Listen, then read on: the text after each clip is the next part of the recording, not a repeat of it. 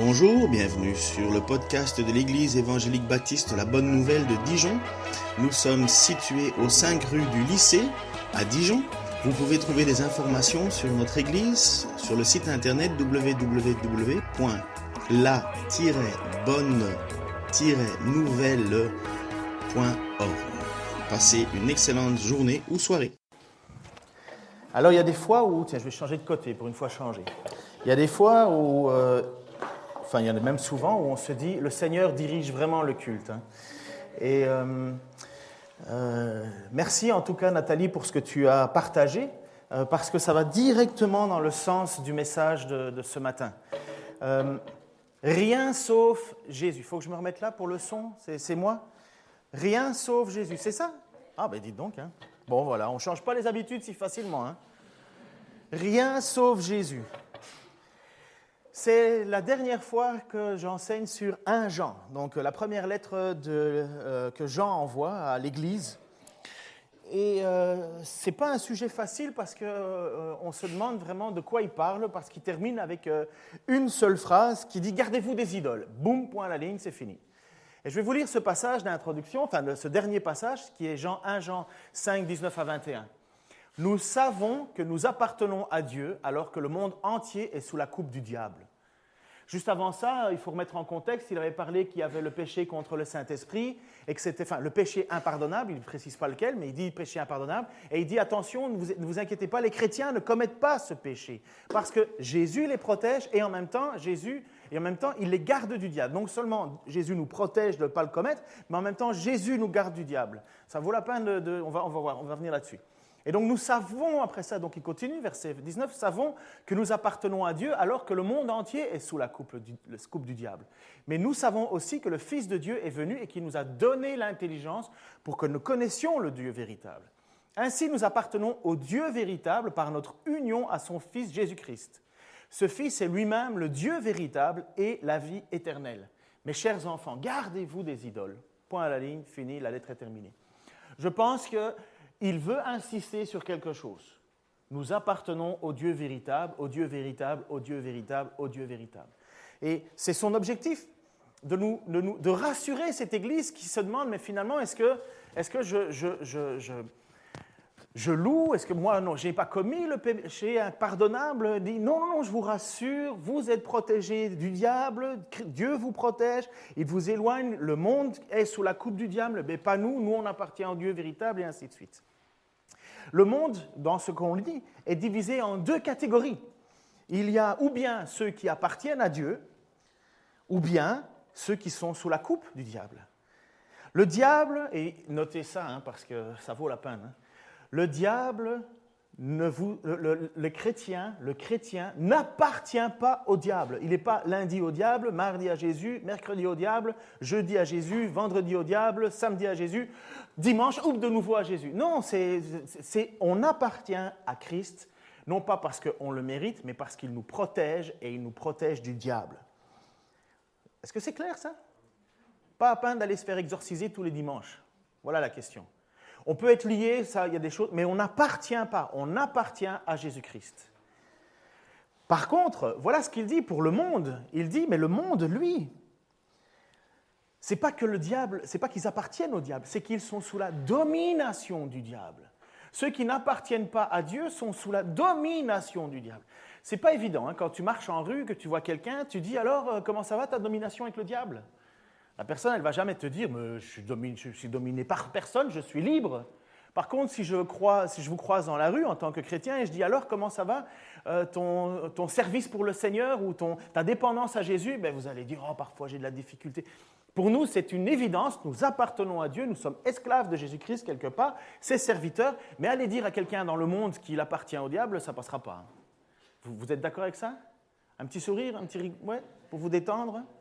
On utilise moins de muscles pour sourire que pour pas sourire, vous le savez. Donc moi, je veux vous encourager à vous reposer. Et donc, c'est important de bien comprendre que le monde ne sait pas qu'il est sous la coupe du diable. Il n'en a aucune conscience. Il est simplement opposé à Dieu. C'est ce que Jésus dit, celui qui n'est pas pour moi est contre moi. Qui est contre moi? tout ce qui est antichrist, tout ce qui descend du diable. Mais les gens ne le savent pas. Ils ne savent pas qu'ils font partie de ce milieu-là. Ils n'en savent rien. Et donc Dieu lui-même vient au milieu des hommes qui sont sous la coupe du diable. Il vient au milieu des hommes et il vient nous parler et nous donner le véritable enseignement au sujet de Dieu. Il y a bien eu la religion qui était là, la religion juive, avec tout ce qu'il fallait. Mais les hommes ont encore tout perverti. Ça leur arrive à nous, ça leur arrive à eux. Mais Dieu vient pour nous parler de ce Dieu véritable. Quel est-il, ce Dieu véritable? Et Jésus vient au milieu de nous et il nous en parle, il nous en témoigne. Mais pour comprendre et pour savoir qui est ce Dieu véritable, pour reconnaître qui est Jésus, il fallait que Dieu intervienne lui-même. Il fallait que Dieu, par son esprit, nous convainc qu'il est le Dieu véritable. Et c'est ce que Jésus va dire à un certain moment à l'apôtre Pierre. Il va poser la question à l'apôtre Pierre, ça je trouve au chapitre 16 de Matthieu, il va dire « Que disent les gens à mon sujet ?» Alors il y en a certains qui vont dire « Ah, il y en a qui pensent que tu es Jean-Baptiste, il y en a d'autres qui pensent que tu es Élie. » Et il va poser la question « Et toi, et vous les apôtres, qui pensez-vous que je suis ?»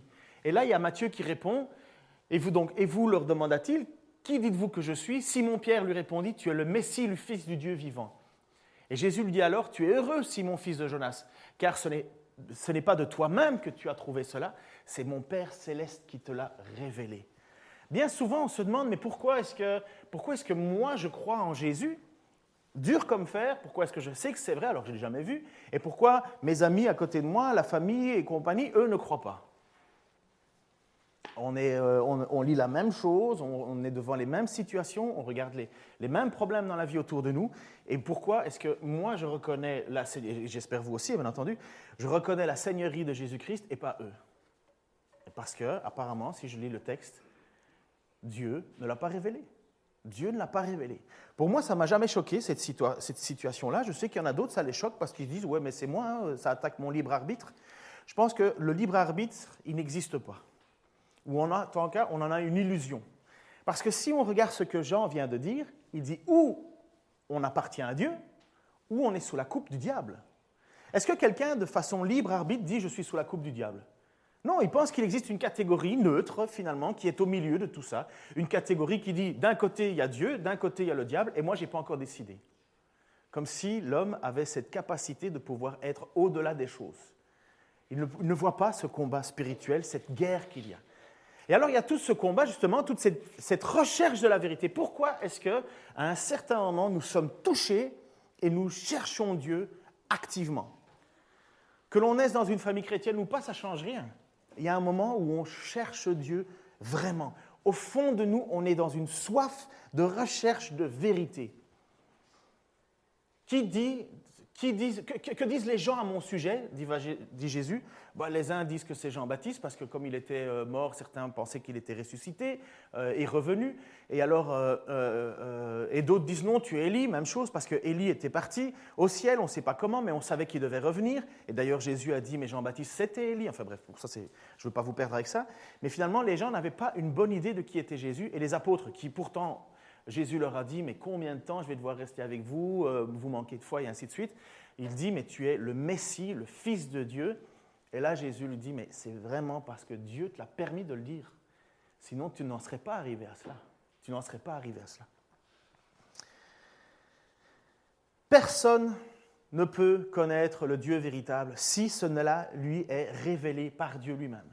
Dieu qui est au-delà de ce qu'on peut imaginer, voir et même observer, Dieu est là. Pour que Dieu rentre en contact avec nous, ou que nous rentrions en contact avec lui, il faut que Dieu se révèle. Vous êtes d'accord avec ça? Comment est-ce que nous pourrions, en regardant le ciel, dire « Ah tiens, Dieu est là ». Non, on ne le voit pas. Il se cache à nous. Il faut, pour que nous puissions connaître Dieu, qu'il vienne au milieu de nous et qu'il se révèle à nous. Et pour ça, il faut que non seulement il vienne en présence, mais qu'il touche notre cœur, touche notre esprit. Il vienne bouleverser notre mentalité. Il nous parle non pas avec une sagesse, et l'Évangile et la façon dont on parle aux gens, ce n'est pas une question de bien articuler une sagesse. Je vais vous dire ceci. Honnêtement, si les gens acceptent Dieu parce qu'on est des très bons vendeurs, c'est que Dieu est un très mauvais produit. Est-ce que ça va? Je sais que ça peut être un peu choquant ce que je dis.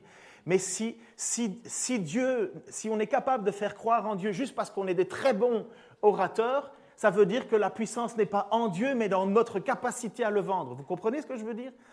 Si Dieu n'est pas... Je n'ai pas besoin de persuader quelqu'un que Dieu existe. C'est à Dieu à persuader les gens qu'il existe. Nous sommes des ambassadeurs, nous sommes là pour témoigner, mais c'est Dieu qui persuade les gens. Ce n'est pas nous qui le vendons mieux qu'un autre. Pardon de dire le mot vendre, mais c'est dans notre société, c'est comme ça. Dieu n'existe pas parce que je suis capable de le faire connaître. Dieu existe et il m'utilise pour faire connaître à ceux qui le cherchent. Regardez, c'est ce que Paul dit en 1 Corinthiens, chapitre 2, versets 12 à 14. « Or, nous avons reçu non l'esprit du monde, mais l'esprit même qui vient de Dieu pour que nous comprenions tous les bienfaits que Dieu nous a accordés par grâce. Et nous en parlons non avec les termes qu'enseigne la sagesse humaine, mais avec ceux qu'enseigne l'esprit.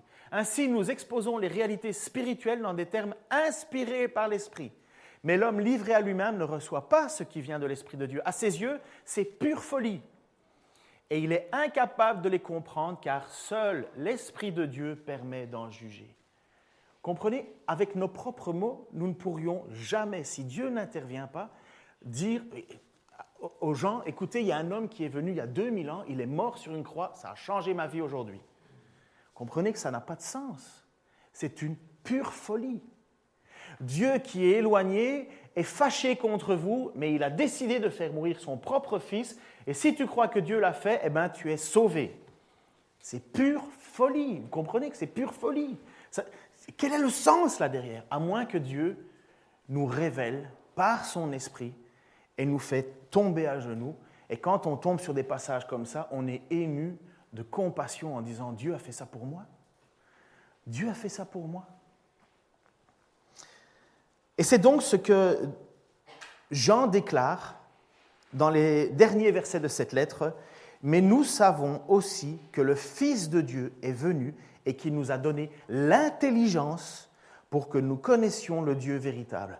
Ainsi, nous appartenons au Dieu véritable par notre union au Fils, Jésus-Christ. Ce Fils est lui-même le Dieu véritable et la vie éternelle. » Vous voyez, merci. Vous voyez cette action, cette présence de Dieu qui fait que nous pouvons le saisir. Dieu nous donne l'intelligence. Dieu nous révèle. Souvenez-vous, qu'est-ce qui est tombé des yeux de l'apôtre Paul après qu'on lui ait parlé de Jésus-Christ? Qu'est-ce qui est tombé de ses yeux? Vous vous souvenez? Pardon? Des écailles. C'est comme si, c'est une symbolique, hein, avant ça, Paul y voyait bien, il est devenu aveugle et hop, il voit. Et quand on voit ces écailles qui tombent des yeux de Paul, c'est que Paul avait toute la connaissance. Il nous bat tous, ok? Il nous bat tous en enseignement doctrinal, enfin, jusqu'au Nouveau Testament. Il nous bat tous, il nous battait tous. Mais il ne voyait pas, il ne comprenait pas, il n'avait pas vraiment vu qui était Dieu. Il a fallu que Dieu lui donne l'intelligence, lui révèle des écailles, symboliquement des écailles tombent de ses yeux et maintenant il est devenu le plus grand défenseur de Dieu. Il a fallu que Dieu intervienne. Ce n'était pas par un manque de connaissance. Donc, sachez ceci, on est bien certain que si on connaît Dieu, c'est parce que Dieu s'est révélé à nous et que nous connaissons le Dieu véritable. C'est important, hein? C'est ça votre assurance du salut. Bien des gens se posent la question, mais finalement, est-ce que j'ai l'assurance du salut ou est-ce que je ne l'ai pas, et ainsi de suite. Si tu crois en Jésus-Christ comme étant ton Seigneur, ton Sauveur, que tu veux obéir à ses commandements, même si parfois tu tombes, mais que tu veux obéir à ses commandements, que ta vie est transformée par l'amour de Dieu qui fait que tu ne détestes plus les frères, mais que tu les aimes, ne te pose pas de questions. Tu es sauvé. Pas parce que ça vient de toi, parce que c'est Dieu qui fait cela en toi. L'apôtre Jean, pour la question de savoir, pour la question de l'assurance du salut, il dit, il y a des gens qui nous ont quittés. Parce que la preuve qu'ils n'étaient pas des nôtres, c'est qu'ils nous ont quittés. Parce que s'ils étaient nôtres, ils seraient encore avec nous. Alors, la quitter, c'est vraiment l'idée qu'ils nous ont quittés et ils sont devenus des contre-Christ. Donc, c'est bien certain, on connaît Dieu parce que Dieu nous permet de le connaître. Mais alors, là-dedans, il y a quand même malheureusement un mais, il y a des personnes qui ont une fausse image de Dieu, une fausse image de Jésus. Ils connaissent un faux évangile Paul met en garde les Galates. Paul écrit aux Galates, on doit être dans les années 60, peut-être 70 maximum. Et il écrit à une église qu'il a implantée en Galatie. Et voici comment il leur écrit, à partir déjà du verset 6. Vous savez que d'habitude, l'apôtre Paul, quand il commence ses lettres, il fait des remerciements, il loue Dieu, il fait ceci. Et dans l'épître aux Galates, il va, boum, directement au sujet, et il dit, je m'étonne de la rapidité à laquelle vous vous écartez, je m'étonne de la rapidité avec laquelle vous abandonnez celui qui vous a appelé par la grâce du Christ pour vous tourner vers un autre message. D'autres traductions ont un autre évangile. Comme s'il pouvait y avoir un autre message. Non, il n'existe pas d'autre. Mais il y a des gens qui sèment le trouble parmi vous et qui veulent renverser le message du Christ. Eh bien, si quelqu'un, même nous-mêmes ou un ange du ciel, vous annonce un message différent de celui que nous avons annoncé, qu'il soit maudit. Je l'ai déjà dit, je le répète maintenant, si quelqu'un vous prêche un autre message que celui que vous avez reçu, qu'il soit maudit. J'aime toujours poser la question ici, c'est quoi que les gens se détournent? Ils se détournent de quoi dans le premier verset? En même temps, vous allez voir comment on fonctionne dans les études bibliques le mercredi, qui n'y a pas cette fois-ci. Ils se détournent de quoi, les gens? T'es tombé dans le panneau. Mais ce n'est pas de ta faute. Regardez bien de quoi. Je m'étonne de la rapidité à laquelle vous abandonnez quoi? Celui qui vous a appelé, c'est qui les a appelés? L'apôtre Paul. Bon, et par André, tu as raison, dans l'absolu, c'est Jésus. On va pas... mais je m'étonne que vous abandonnez le message que moi, Paul, je vous ai enseigné. C'est le message que Paul a enseigné. Paul, il peut dire ça pourquoi? Pourquoi Paul a le droit de dire que si tu abandonnes l'enseignement de Paul, tu abandonnes le message de l'Évangile? Pourquoi est-ce que Paul déclare ça? Vous avez une vague idée de la suite de ce qu'il dit dans Galates? Comment l'apôtre Paul a été enseigné? Directement au ciel. Pour être apôtre, sachez qu'il y a quand même quelques conditions. Pour être un apôtre dans la lignée, il faut avoir vu Jésus ressuscité, il faut avoir été enseigné par Jésus lui-même. Et l'apôtre Paul a été enseigné par Jésus lui-même au 3e ciel. C'est pour ça qu'il dit « J'ai été monté au 3e ciel et j'ai été enseigné, et afin que je ne m'enorgueillisse pas » 2 Corinthiens, le Seigneur m'a livré à Satan afin qu'il y ait une écharde dans mon corps, afin que je ne sois pas enflé d'orgueil par ma connaissance. Et 3 fois j'ai prié Dieu de m'enlever cette écharde dans mon corps, et 3 fois Dieu a dit non, c'est justement quand tu es faible que moi je suis fort. Vous vous souvenez de ce passage-là? Mais c'est parce que l'apôtre Paul, il a une connaissance phénoménale. C'est Dieu qui l'a utilisé, il s'est révélé, Jésus-Christ s'est révélé pour annoncer au peuple ce qu'est le message de l'Évangile. Et c'est pour ça qu'on dit que celui qui est l'implanteur d'Église, c'est Paul. Moi, je me souviens dans ma jeunesse, peut-être pas vous, mais moi, je me souviens dans ma jeunesse, il y a un certain moment, un pasteur qui venait, donc j'étais très, très jeune chrétien et très, très rebelle, et il venait en me disant « Oui, mais tu sais, l'apôtre Paul, il dit que… » Et à un certain moment, moi, je l'avais répondu « Mais Paul, c'est qui Paul? Moi, c'est Jésus, uniquement Jésus, et pas Paul. » Vous venez comment j'étais parti en idée de dire, ben voilà, moi je jette les 3/4 de l'Écriture, je prends Jésus parce que ça m'intéresse, Jésus aime tout le monde, il touche tout. C'est génial, il n'y a pas de discipline, Jésus ne crée pas trop de situations, c'est Jésus seul et on balance tout le reste. Et là, Paul leur dit aux Galates, écoutez, là, je m'étonne avec la rapidité à laquelle vous vous détournez de ce que je vous ai amené. Parce que ce que je vous ai amené, c'est ce que Dieu veut que vous sachiez. Et vous vous tournez vers un autre évangile. Et Paul dit, si même moi je venais avec un autre évangile, ou même un ange du ciel, ou quelqu'un d'autre, peu importe qu'il soit, maudit. Maudit, c'est anathème, c'est pas rien quand quelqu'un dit maudit. Hein? Parce que la réalité, et c'est ce que j'en fais aussi, c'est qu'il y a des faux enseignements. Le 2e commandement de Dieu, c'est lequel? Vous vous souvenez? Le 2e commandement que Dieu donne au peuple juif.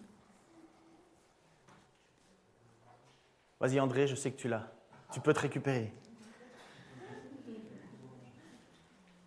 Tu peux les aider avec l'image? Bon, maintenant, si vous ne savez pas répondre à la question, c'est que vous avez un problème de vue. Hein. Alors, le 2e commandement. Oh, ça, c'est difficile de vous faire parler. Hein. Tu n'auras pas d'autre Dieu. Pardon?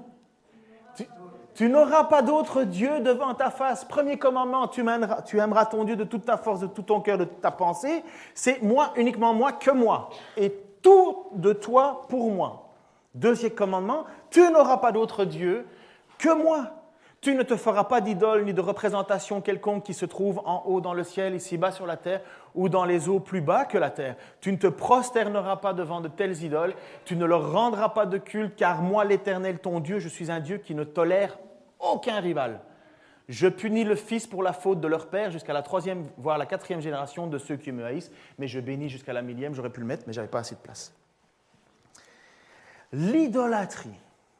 L'idolâtrie du peuple juif a commencé très, très, très tôt.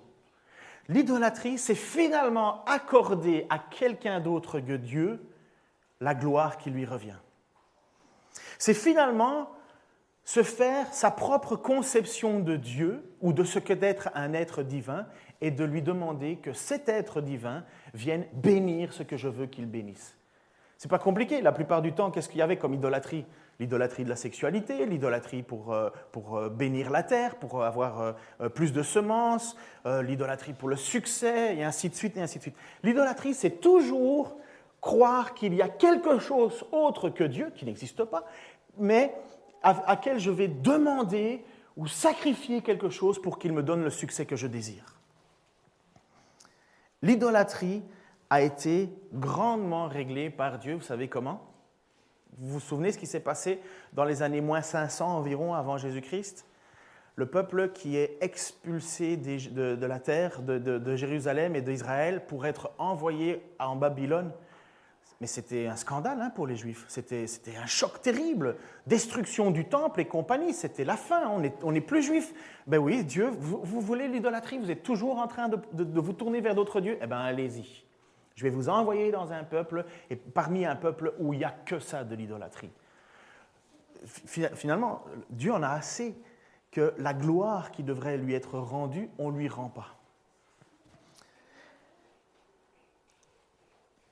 En 511 environ, je crois 511, mais je me trompe souvent avec les dates, ça n'a pas changé depuis l'école. Puis, dans ces années-là, une partie du peuple revient en Jérusalem. Et vers 440, il y a Néhémie et Esdras qui viennent pour la reconstruction du temple. On reconstruit le temple, on reconsacre le temple et surtout, et ça c'est le passage avec Néhémie et Esdras, on reprend le livre de la loi, on relit le livre de la loi et on se prosterne devant Dieu en disant « nous voulons remarcher avec toi ». Et le peuple pleure même en disant « mais qu'est-ce qu'on a fait ?» Lorsqu'on lit la loi, on se rend compte qu'on s'est complètement égaré et ainsi de suite. Et le peuple pleure et alors Dieu dit à travers Néhémie « non, pleurez pas, faites la fête. Faites la fête, c'est un jour de joie, vous revenez à Dieu. » Mais Dieu a dû intervenir et tout détruire parce qu'il y avait l'idolâtrie. L'idolâtrie fut réglée à ce moment-là, enfin réglée en grande partie, mais on ne voit plus ce péché récurrent de l'idolâtrie. Pourtant, dans sa lettre de Jean qu'on est en train de terminer, il termine avec ces phrases « Mes chers enfants, gardez-vous des idoles. » Mes chers enfants, gardez-vous des idoles. Mais de quelle idole il parle ? Alors on sait que dans le monde grec, il y avait des idoles partout, l'idole de la fécondité, l'idole de ci, l'idole de là, il y avait la prostitution sacrée, il y avait des temples consacrés aux idoles et ainsi de suite. Et finalement, il faut regarder en contexte, mais de quoi il parle Jean ? Parce qu'il parle d'antichrist, il parle d'être un vrai chrétien, d'avoir les vraies qualités d'un chrétien, c'est-à-dire obéissance, amour, confiance, et ainsi de suite, et ainsi de suite. Et finalement, il dit « mes chers enfants », donc il y a énormément d'affection là-dedans, il dit « gardez-vous des idoles ». Mais c'est quoi une idole ? La définition d'une idole, c'est toute représentation devant laquelle on se prosterne, que ce soit une image, une statue ou ce qui est fait de la main des hommes. Mais la définition d'une idole, c'est bien plus que cela. C'est tout ce à quoi notre cœur s'attache et qui prend la place de Dieu. Vous avez certainement déjà entendu cela. Est-ce qu'il existe un autre Dieu que Dieu ? N'oubliez pas que c'est le credo absolu des Juifs. Israël, ton Dieu est un, il n'y a pas d'autre Dieu, et ainsi de suite. Est-ce qu'il y a un autre Dieu ? Est-ce que finalement il y a une compétition au ciel pour le meilleur Dieu ? Est-ce que ça existe d'autres dieux? Vous avez un doute? Ok, vous n'avez pas de doute. Donc, il n'existe pas d'autres dieux. Donc, finalement, Dieu, créateur de l'univers, il dit, gardez-vous des idoles, ne touchez pas aux idoles. Pourquoi? Parce que naturellement, l'homme s'invente des idoles. Il n'en existe pas. Il n'en existe pas. Il n'y a qu'un seul Dieu créateur, mais l'homme s'invente des idoles, se prosterne devant ces idoles. Alors, est-ce que l'idole en elle-même, c'est un problème pour nous chrétiens? Non, ça n'existe pas. L'apôtre Paul dit, il n'y a pas d'idole, ça n'existe pas. La question, c'est qu'est-ce qu'il y a derrière une idole? Si vous avez un bibelot d'un masque africain à la maison qui est sur votre mur, c'est juste un masque africain, vous n'en avez rien à faire. Il n'y a pas de puissance dans le bois. Par contre, si vous commencez à vous prosterner devant un morceau en bois comme ça et que vous dites « Ah, il faut que je le garde parce que ça me porte chance » ou finalement on accorde une superstition là derrière, là il dit « Attention, vous entrez derrière le monde des ténèbres. » Mais un bout de bois, c'est un bout de bois. C'est d'ailleurs pourquoi Dieu n'arrête pas de rigoler en disant « Mais qu'est-ce que vous vous prosternez devant un bout de bois? Un bout de bois ne peut pas parler, un bout de bois ne peut rien faire. Un bout de bois, c'est un bout de bois. » Mais qu'est-ce qu'on met derrière? Ce n'est pas le bout de bois le problème. C'est la même chose pour la viande consacrée aux idoles. L'apôtre Paul, il dit, il n'y a pas d'idole. Vous pouvez manger ce que vous voulez. Par contre, s'il y a des frères qui pensent qu'il existe une puissance derrière, ne touche pas. Mais il n'y a pas d'idole. Il n'y a pas d'idole. Par contre, le monde des ténèbres, lui, il existe. Le monde des ténèbres, c'est simplement tout ce qui s'oppose à Dieu, tout ce qui est à la suite du diable. Un démon, c'est un disciple de Satan. Un chrétien, c'est un disciple de Jésus-Christ.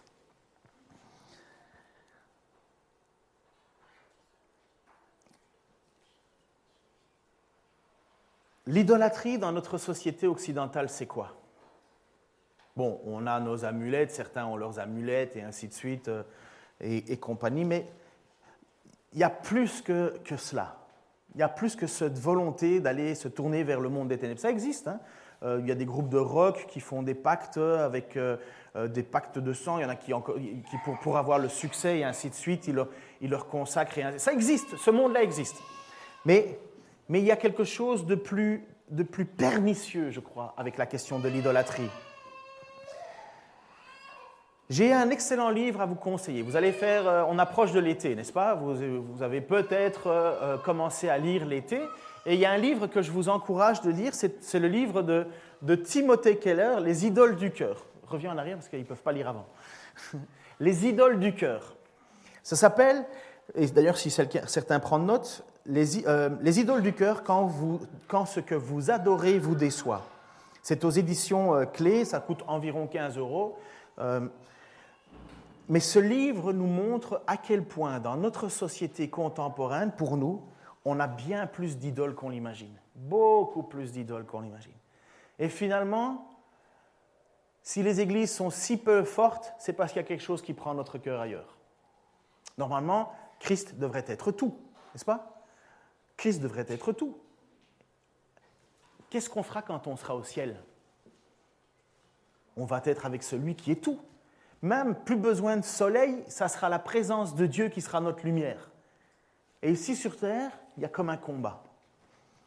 Et je voulais quand même vous lire une partie du chapitre. Alors je fais ça rarement, de citer des passages, mais je voulais vous lire quelque chose qui, selon moi, mérite d'être écouté et entendu. Alors préparez-vous, je vais lire pour vous une partie du livre, et en plus qui est permis avec autorisation. Notre société contemporaine n'est pas tellement différente des civilisations antiques. Chaque culture est dominée par ses propres idoles, possède sa propre prêtrise, ses totems, ses rites et ses temples. Que ce soit des gratte-ciels, des spas, des salles de fitness, des studios ou des stades, des lieux où des sacrifices doivent être pratiqués pour se procurer les bénédictions de la vie et pour conjurer les catastrophes. Quels sont ces dieux et déesses de la beauté, de la puissance, de l'argent et du succès qui prennent une dimension mythique dans nos vies et dans notre société? Nous ne nous prosternons pas physiquement devant une statue d'Aphrodite, Mais de nombreuses jeunes femmes aujourd'hui sont poussées à la dépression et aux troubles alimentaires par le souci obsessionnel de leur image. Nous ne brûlons pas d'encens devant l'image d'Artémis, mais quand l'argent et la carrière prennent des proportions incommensurables, nous accomplissons une sorte de sacrifice d'enfant en négligeant nos familles et nos communautés afin d'arriver en haut de l'échelle financière et professionnelle. Lorsque la Bible parle d'idole, elle utilise aussi des métaphores religieuses. Dieu devrait être notre véritable sauveur.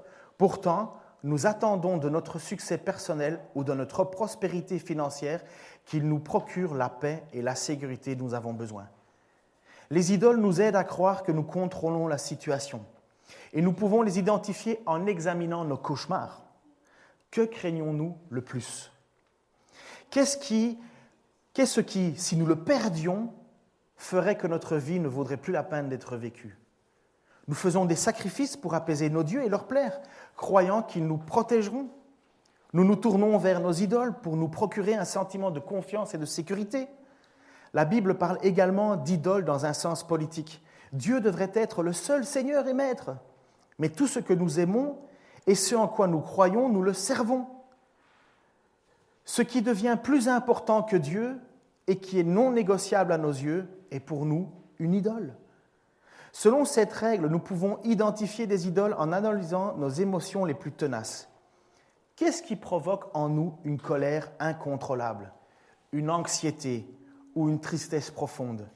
Qu'est-ce qui nous remplit d'une culpabilité dont nous n'arrivons pas à nous débarrasser ? Les idoles nous contrôlent puisque nous pensons en avoir besoin pour que notre vie ait un sens. La réponse est simple. Est Seigneur tout ce qui exerce un pouvoir sur nous. Celui qui recherche la puissance a la puissance pour maître. Celui qui recherche l'approbation des hommes a pour maître ceux ou celles à qui il cherche à plaire. Nous ne pouvons pas être notre propre maître. Nous sommes toujours assujettis à un maître extérieur à nous. Alors ça vaut la peine, hein. Je termine cette lecture. Être perfectionniste, être un forcené du travail, avoir une incapacité chronique à prendre des décisions ou un besoin de contrôler la vie d'autrui. Beaucoup de gens classent ces comportements comme des catégories psychologiques, quand en fait ce sont des problèmes d'idolâtrie. Ces choses sont bonnes à la source, mais elles deviennent des idoles qui finissent par nous écraser alors que nous essayons de les apaiser. Les idoles dominent notre vie. C'est intéressant, hein? Ça c'est que le début. Tout le livre va dans ce sens-là et nous permet de discerner finalement, mais où est notre cœur ? Où est notre cœur à nous qui avons été rachetés par le sang de Jésus-Christ ? Où est le cœur de l'Église ? Où est notre première volonté, notre première passion ? Lorsque quelqu'un, finalement, tu lui demandes « Qu'est-ce que tu fais la semaine prochaine ?» il est toujours parti, que ce soit par la fête, que ce soit par une situation qui le préoccupe plus. J'entendais récemment une histoire d'un gars qui est un ancien d'église et il a décidé sur le tard de se remettre à faire du sport. Et finalement, maintenant, il ne passe plus son temps qu'à faire du sport. Et c'est quand les jours de sport ? C'est le dimanche. Et les activités, les compétitions. Pourquoi il a besoin de faire une compétition ? Il va gagner quoi finalement, à part l'autosatisfaction de se sentir être quelqu'un ? De nouveau, le culte du moi. Ceux qui travaillent sans arrêt et qui ne lâchent pas, ils pourraient s'arrêter, ils en ont plus qu'assez, mais non, ils ne lâchent pas. Finalement, c'est quoi qui les domine ? C'est quoi qui les domine ? Notre santé, lorsqu'on est convaincu qu'il nous faut être en bonne santé pour pouvoir être ce que nous devons être. C'est ce que l'apôtre Paul disait lui-même. J'ai l'assurance, Paul priait pour qu'il soit débarrassé de cette maladie parce que Paul pensait pouvoir être plus efficace sans cette maladie, sans ce qui l'empêchait d'accomplir. Pour Paul, il prie parce qu'il dit « mais délivre-moi ». L'objectif de Paul, ce n'est pas d'avoir une meilleure vie. Pour lui, Paul, c'était l'objectif d'être meilleur, pour être un meilleur prédicateur, pour aller encore plus loin. Et c'est louable, magnifiquement louable. Et Dieu dit non, non. Non, parce que si tu étais fort, c'est moi Dieu qui serais faible. Si tu étais grandiose, c'est moi qui serais faible. Et qu'est-ce qu'on fait, nous, aujourd'hui ? On tourne nos yeux vers les églises où il y a le pasteur qui a le plus d'influence, plus de monde, plus de ci. Et Dieu dit à Paul, écoute, je ne vais certainement pas faire que tu sois dans la réussite, parce que sinon tu vas voler ma gloire. Je peux vous le dire, hein, j'ai été aussi, moi, quand j'étais au Canada, dans des églises où il y avait des pasteurs qui attiraient tout le monde. Et finalement, j'étais plus attiré par le succès du pasteur et je l'ai désiré moi-même. Et puis, en toute confidence, Dieu m'a vraiment mis une bonne claque. La dernière église que j'ai quittée, où j'étais assis en tant que membre, il y avait 1000 personnes. Je suis arrivé en octobre ici, on était peut-être maximum 25. Pour moi, j'avais l'impression que mon monde s'écroulait. Mais qu'est-ce qu'on va faire? Pardon, mais c'était un peu difficile. Hein? Sauf que si Dieu te dit non, c'est mon plan qui s'accomplit. Ce n'est pas tes rêves. Évidemment, moi, je veux du succès. Qui ne veut pas du succès ici? Qui ne veut pas attirer les regards à lui? Mais les pasteurs et les enseignants ou les profs ou les ci ou les là, on est tous pareils. Hein? On veut tous la même chose. On veut du succès. Pour le Seigneur. Mais en réalité, il y a notre nom en dessous. Seigneur, c'est grâce à moi. Et l'apôtre Paul, Dieu lui a mis cela dans le cœur. Il a livré son corps à Satan, justement pour que Paul ne vole pas la gloire qui venait à Dieu. Donc tout ça, vous êtes d'accord avec moi, ou peut-être pas, mais lisez le livre, vous pouvez investir 15 €, sur la question des idoles qui prennent la place de Dieu. Mais vous savez, un truc encore plus bizarre, aujourd'hui, Jésus devient une idole. On fait de Jésus une idole. On adore un faux Jésus.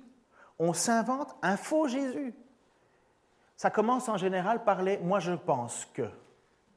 Personnes qui n'ont jamais ouvert un livre d'études bibliques et qui vont faire leur propre enseignement en disant « moi je pense que »,« moi je crois que ». Tu peux croire, d'accord, mais attention, ne soyez pas trop nombreux à vouloir être enseignant parce qu'on va rendre doublement compte pour ce qu'on dit. Est-ce que tu es sûr que tu n'es pas en train de te créer ton propre Jésus? Vous pensez que c'est faux ce que je dis? Non, vous ne le pensez pas.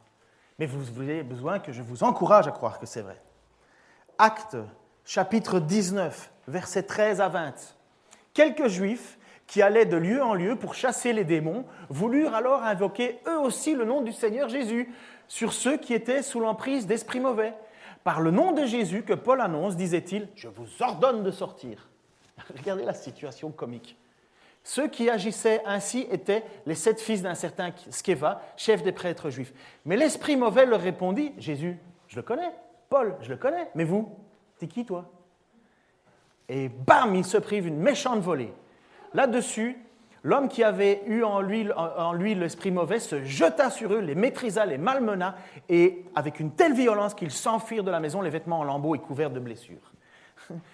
Cet incident fut connu de tous les habitants d'Éphèse. Juifs et Grecs furent tous saisis de crainte, et le nom du Seigneur Jésus fut l'objet d'un grand respect. Ah tiens, on va quand même plus l'utiliser à tort et à travers maintenant, le nom de Jésus. Beaucoup de ceux qui étaient devenus croyants venaient avouer et déclarer publiquement les pratiques auxquelles ils étaient livrés. Et beaucoup de ceux qui avaient exercé la magie apportèrent leurs livres de sorcellerie, les mirent en un tas et les firent brûler aux yeux de tous. Leur valeur fut estimée à 50 000 pièces d'argent. Je ne sais plus ce que j'avais entendu, je pense que c'est presque... On est dans des sommes de fous, là. Je crois qu'on est dans les 500 000 €, mais je peux me tromper, il me semble que j'avais vu ça. C'est ainsi que la parole du Seigneur se répandait de plus en plus grâce à la puissance du Seigneur. Reviens en arrière. Qu'est-ce qu'ils font? Par le nom de Jésus, enfin le nom de Jésus, de ce Jésus que Paul annonce, disait-il, je vous ordonne de sortir. Et puis regarde de l'autre côté, l'autre passage, il nous est dit, c'est ainsi que la parole du Seigneur se répandait de plus en plus grâce à la puissance du Seigneur. Est-ce que vous pensez que la puissance du Seigneur ne peut pas agir? Qui croit ça? Qui croit que la puissance de Dieu n'agit pas? Mais vous voyez comme je suis gentil, je vous pose des questions, vous êtes obligés de ne pas lever la main. J'ai compris maintenant. Enfin, vous allez voir, et finalement, pourquoi est-ce que Jésus n'a pas agi avec la puissance avec ces gens-là? Pourquoi est-ce que ceux qui disent et qui venaient au nom de Jésus se sont pris une raclée monumentale? Est-ce que ce n'est pas le nom de Jésus? Est-ce que ce n'est pas le nom de Jésus qu'ils ont utilisé? Oui ou non? Eh oui, ils ont utilisé le nom de Jésus, mais apparemment, ils ne croyaient pas dans un bon Jésus. Ils se sont complètement trompés. Même le démon, il dit, mais moi, Paul, je le connais, Jésus, je le connais, mais vous êtes qui, vous? Pourtant, nous avons autorité sur les démons par le nom de Jésus. Ouais. La question c'est, oui, tu connais un nom de Jésus, d'accord, mais est-ce que Jésus, lui, te connaît? Est-ce que Jésus te connaît? C'était ça la question. C'était ça le point. Donc vous voyez qu'il y a des personnes qui ont une idole de Jésus en eux. Ils ne connaissent pas Jésus, ils ne savent pas ce qu'il enseigne, ils ne savent pas ce qu'il dit. Ils savent qu'il existe un nom, que Paul enseigne à un certain Jésus, mais réellement ils n'en savent rien. Ils n'ont pas plié le genou devant ce Dieu, ils n'ont pas plié le genou devant Jésus, ils ne reconnaissent pas comme Seigneur, Messie, et finalement, ils n'ont pas un Jésus, le vrai Jésus comme Seigneur et Sauveur, ils ont une idole, ils se sont fabriqués un maître de puissance, et ils se sont imaginés qu'avec cette puissance, ils pouvaient chasser des démons, puisque c'est ça qu'ils veulent faire. Bam! C'est une idolâtrie. Ils ont pris le nom de Dieu en vain. Ce n'est pas que le nom de Jésus n'a pas de puissance. Regardez l'effet qu'il y a eu après ça. Parce que justement, ces gens ont triché, enfin, ont fait cette erreur de parler au nom de quelqu'un qu'ils ne connaissaient pas et donc faire n'importe quoi. Parce qu'ils se sont fait finalement frapper, les gens se sont dit « Ouh là là là là, on ne peut pas prendre le nom de Jésus comme ça, là. On ne peut pas prendre le nom de Jésus en vain, on ne peut pas le prononcer à toutes les sauces. Non, non, non, il faut avoir du respect. C'est quand même le nom du Seigneur. » Et après ça, et grâce à ça, beaucoup de ceux qui étaient devenus croyants venaient avouer et déclarer publiquement leurs pratiques auxquelles ils s'étaient livrés. Et il y avait des gens qui faisaient de la magie et qui ont tout sacrifié. C'est énormément d'argent. C'est énormément d'argent. Ils ont tout sacrifié parce qu'ils se sont rendus compte qu'ils luttaient contre le vrai et seul et unique Dieu. Et à côté de ça, tu en as qui, eux, veulent utiliser le nom de Dieu pour leur propre fin. Et tu en as d'autres qui se disent « Je suis sous la coupe du Seigneur, le Seigneur est en colère contre moi. Il faut que je me repente. » Ils ont crainte du nom du Seigneur, ils avouent leur faute, repentance, et ils portent une action, ils portent le fruit de leur repentance, ils arrêtent de faire ce que Dieu ne veut pas. Ils sont sauvés. Les fils de Sceva, à mon avis, à ce moment-là, ils sont encore en train de se soigner et d'essayer de recoudre leurs vêtements. Ça va, vous suivez? Parfait. Que ceux qui suivent lèvent la main? Voilà. Je vais y arriver, je vous assure qu'au bout de 5 ans, je vais y arriver. C'est pourquoi c'est excessivement important de plonger constamment nos regards dans l'Écriture. De ne pas faire autre chose que de trouver la base de ce que l'on croit dans l'Écriture, pas dans ce que nous imaginons de Dieu. Parce que nous trafiquons l'image du Seigneur pour en faire une idole. Nous ne sommes plus selon sa volonté, nous sommes derrière une conception que nous avons de lui. Écoutez, dans les églises protestantes aujourd'hui, là, ils bénissent les mariages homosexuels. Ils vont trouver ça où dans l'Écriture? Mais vous savez ce qu'ils vont dire? Que Jésus est d'accord avec ça. Et ce n'est pas la dernière bêtise, à mon avis. Je regardais une vidéo d'une église, je ne dirais pas où, mais pas ici en tout cas. Il y a une dame qui est assise au milieu de l'église, les bras en l'air. Toute une église qui chante et qui loue Dieu. Un pasteur qui est là en train de parler au micro avec son téléphone en main. Elle va vers la dame et il lui dit « Qu'est-ce que tu veux que je demande à Dieu ?»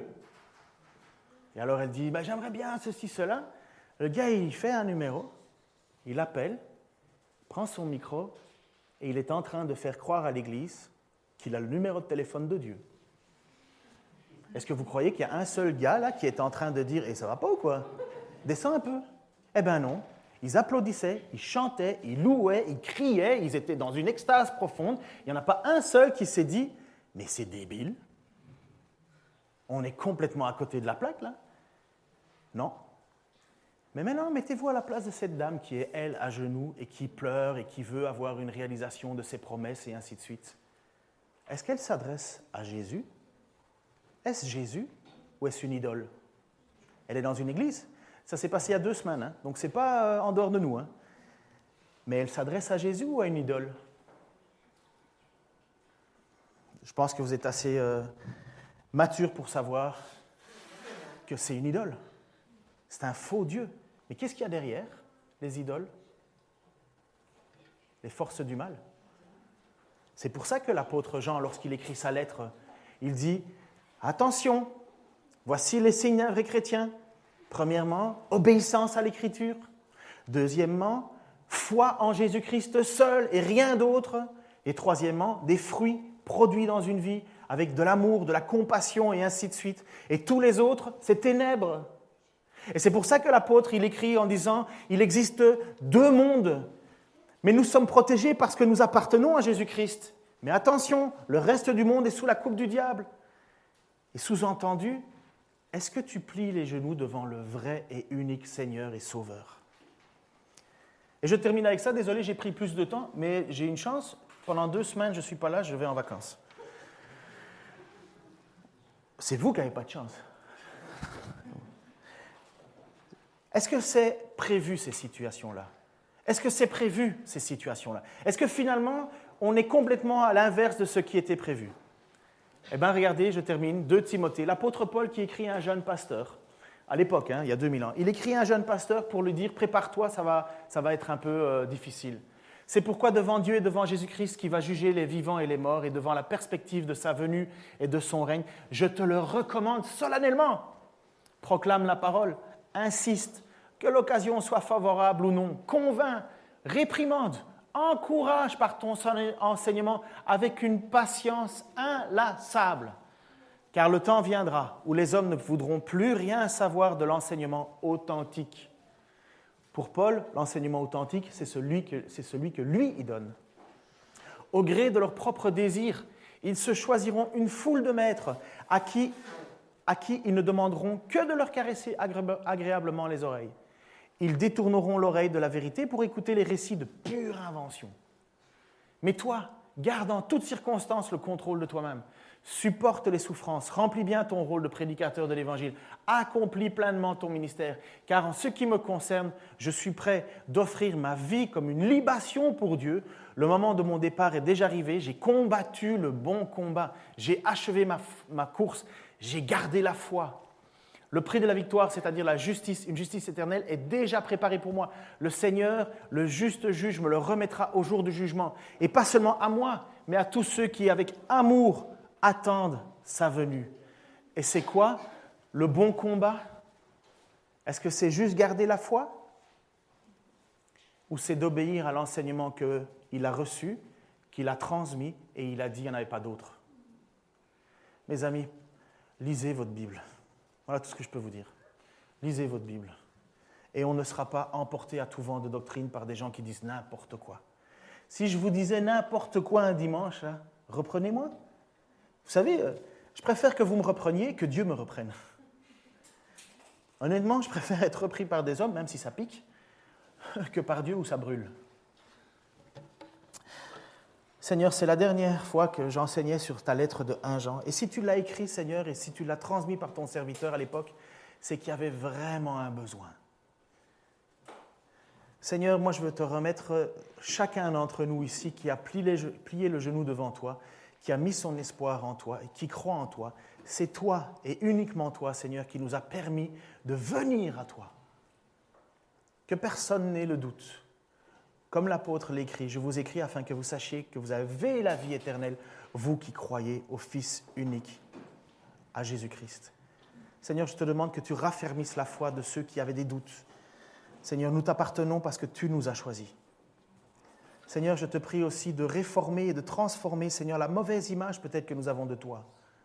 Que nous puissions, Seigneur, garder et combattre et terminer la course, Seigneur, en gardant la foi de ce que tu as dit et de ce que tu fais et de ce que tu veux.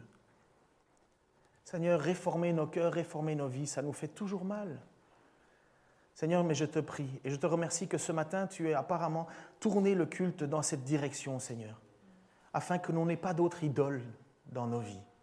Le succès, la richesse, la santé, l'estime des autres. Seigneur, c'est toi qui peux nous combler au-delà de ce que nous pensons ou même imaginons. Comme l'a dit Nathalie, Seigneur, en citant ta parole, c'est toi qui peux nous combler de tout. Alors on a chanté, Seigneur, ce chant « Purifie mon cœur ». Et on va le chanter, je crois. Je te demande, Seigneur, de le faire vraiment. Purifie mon cœur, purifie mon âme, purifie mes pensées. Purifie-nous, Seigneur, parce que nous ne voudrions pas nous tourner vers un autre Dieu que toi, vers une fausse image de toi. Seigneur, tu es tout ce que nous avons. Sans toi, nous n'avons rien d'autre. Et je te remercie, Seigneur, que tu aies posé ton regard sur nous et que tu nous destines à la vie éternelle avec toi. Dans le nom de Jésus-Christ. Amen.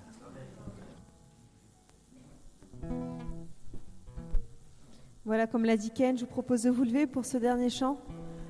Purifie mon cœur, rends-moi aussi pur que l'or et l'argent, purifie mon cœur.